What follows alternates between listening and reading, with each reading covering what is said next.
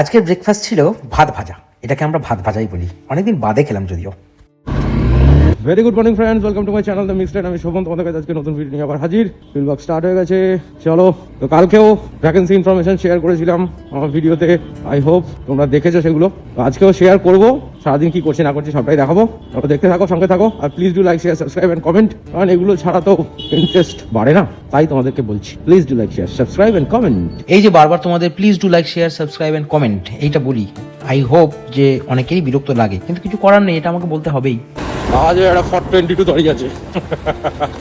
আজ সকালেও 422 গাড়িটার সাথে দেখা হওয়ার পর আমি আমার গন্তব্যের দিকে দৌড়ে চললাম এবং আলটিমেটলি গন্তব্যে পৌঁছে ক্যাম্প শুরু করে দিলাম। ক্যাম্প করার পর একটু হাঁপিয়ে গেছিলাম, তাই একটা কলিগের সাথে বসে বসে খানিকক্ষণ আড্ডা মেরে নিলাম এবং আড্ডাটা ব্লগে অ্যাড করে দিলাম। তবে আজ যেহেতু ক্যাম্পটা একটু তাড়াতাড়ি মিটে গেছিলো, সেজন্য ফার্স্ট হাফেই কিছু কল ছেড়ে নিলাম। তারপর বাড়িতে গেলাম দুপুরবেলা লাঞ্চ করার জন্য, কারণ দুপুরবেলা লাঞ্চ ছেড়ে আবার সেকেন্ড হাফের কাজ রয়েছে প্রচুর। তাই বেশি দেরি না করে খাওয়া দাওয়া করে আবার বেরোলাম সেকেন্ড হাফে। তো আমি যতক্ষণ লাঞ্চ ছাড়তে ব্যস্ত ছিলাম ততক্ষণ ভাবলাম তোমাদের ভ্যাকেন্সি ইনফরমেশনটা দিয়ে দিই। তবে এই ভ্যাকেন্সিগুলো হচ্ছে সম্পূর্ণ ফ্রেশারদের জন্য, তবে এক্সপিরিয়েন্স থাকলেও কোনো অসুবিধা নেই, অ্যাপ্লাই করতে পারো। তবে আজকে সেকেন্ড হাফের কাজটা সারতে একটু দেরি হয়ে গেছিলো। এদিকে আবার ঠান্ডায় গুল্লুর গাল ফাটছে, তাই ডাক্তারকে জিজ্ঞাসা করার পর ডাক্তার একটা ক্রিম লিখেছিলেন, সেই ক্রিমটাকে নিয়ে সোজা গেলাম বাড়ি। আজকের মতো টাটা।